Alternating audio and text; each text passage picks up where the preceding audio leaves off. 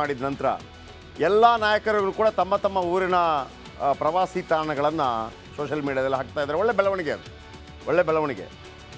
ಒಂದು ಕಡೆ ದೇವೇಂದ್ರ ಫಡ್ನವೀಸ್ ಅವರ ಊರನ್ನು ಹಾಕ್ಕೊಂಡ್ರು, ಇನ್ನೊಂದು ಕಡೆ ಸಂಸದ ನಳಿನ್ ಕುಮಾರ್ ಕಟೀಲ್ ಮಂಗಳೂರಿನ ಕೆಲವು ಪ್ಲೇಸ್ಗಳನ್ನು ಹಾಕ್ಕೊಳ್ಬೇಕು. ಆಯಾಯ ಊರಿನ ಬನ್ನಿ ಇಲ್ಲಿಗೆ ಅಂತ ಮಾಡಬೇಕು. ಯಾಕೆಂದರೆ ನಮಗೆ ಪ್ರವಾಸೋದ್ಯಮದಿಂದ ಅದ್ಭುತವಾದಂಥ ಸಾಧನೆಗಳನ್ನು ಮಾಡ್ಬೋದು. ಯಾಕೆಂದರೆ ನಿಮಗೆ ಗೌರ್ಮೆಂಟ್ ಅಫಿಷಿಯಲ್ಸ್ ಇರ್ತಾರಲ್ಲ, ಅವ್ರಿಗೊಂದು ರಜೆ ಕೊಡ್ತಾರೆ ನೋಡಿ, ವಾರ್ಷಿಕ ರಜೆ. ಅವರು ಇಷ್ಟು ದೂರಕ್ಕೆ ಹೋಗಿ ಪ್ರವಾಸ ಮಾಡಬೇಕು ಅಂತೂ ಇತ್ತು, ಅದು ಈಗಲೂ ಇದೆ ಗೊತ್ತಿಲ್ಲ. ಯಾಕಂದರೆ ನೀವು ಸ್ಪೆಂಡ್ ಮಾಡುವಂಥ ದುಡ್ಡು ಅಲ್ಲಿ ಚಲಾವಣೆಯಾಗಿ ಅಲ್ಲಿ ಸ್ಥಳೀಯರಿಗೆ ಲಾಭ ಆಗಬೇಕು ಅನ್ನುವಂಥ ಕಾರಣಕ್ಕಾಗಿ ನಮಗೆ ಪ್ರವಾಸೋದ್ಯಮಕ್ಕೆ ವಿಪುಲವಾದಂಥ ಅವಕಾಶ ಇದೆ. ಕೆಲವು ಆಗೋದೆಲ್ಲ ಒಳ್ಳೆಯದಕ್ಕೆ ಅಂತ ಕೇವಲ ಅದನ್ನು ಲಕ್ಷದ್ವೀಪಕ್ಕೆ ಮಾತ್ರ ಸೀಮಿತ ಮಾಡ್ಕೋಬೇಡಿ. ನಾವೆಲ್ಲರೂ ಕೂಡ ನಮ್ಮ ಊರಿನ ವಿಶೇಷತೆಗಳನ್ನು ಆದಷ್ಟು ಹಂಚಿಕೊಳ್ಳೋಣ. ಬನ್ನಿ, ಹಾಗಿದ್ರೆ ಮಾಲ್ಡೀವ್ಸ್ನಲ್ಲಿ ಏನೇನಾಗ್ತಿದೆ?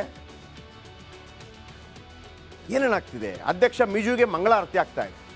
ಮಿಜು ಸರ್ಕಾರಕ್ಕೆ ಅಲ್ಲಿ ಜನ ಮಂಗಳಾರತಿ ಮಾಡ್ತಾ ಇದ್ದಾರೆ. ಏನಪ್ಪ ನೀನು ಅಂತೇಳಿ.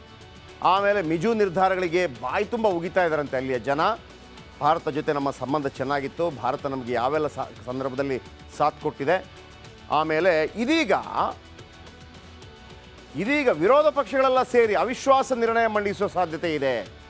ಈಗ PPM ಅಂತ ಒಂದು ಪಾರ್ಟಿ ಇದೆ ಅಲ್ಲಿ, ಅದು ಈ ಮಿಜು ಪಕ್ಷದ ಜೊತೆ ಸೇರಿ ಪಾರ್ಟಿ ಅಂದರೆ ಸರ್ಕಾರ ಅಸ್ತಿತ್ವಕ್ಕಿರೋದು. ಒಂದು ವೇಳೆ PPM ಏನಾದರೂ ಹೊರಗೆ ಬಂದುಬಿಟ್ರೆ ಸರ್ಕಾರ ಬಿದ್ದೋಗ್ಬಿಡುತ್ತಂತ ಚಾನ್ಸಸ್ ಇದೆ. ಅಂದರೆ ಈ ಮಿಜು ಅವರಿಗೆ ಸಿಕ್ಕಂತಹ ವೋಟ್ ಪರ್ಸೆಂಟೇಜ್ 46%, ವಿರೋಧ ಪಕ್ಷಗಳಿಗೆ ಸಿಕ್ಕಿದ್ದು 39%. ಅಲ್ಲಿ PPM ಕೂಡ ಭಾಳ ಮುಖ್ಯ.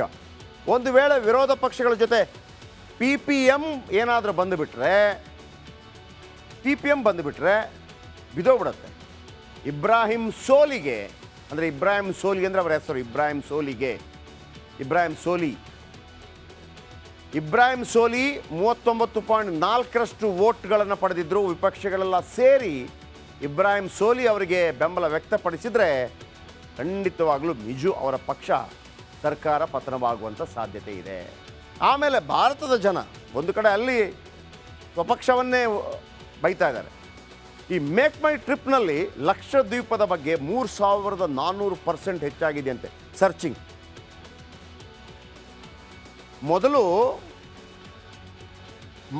ಒಂದು 3 ಜನ ಸರ್ಚ್ ಮಾಡ್ತಾ ಇದ್ರು ಗೊತ್ತಿಲ್ಲ, ಈಗ 34,000% ಜಾಸ್ತಿ ಆಗಿದೆ ಸರ್ಚಿಂಗ್ ಅಂದರೆ 3400%.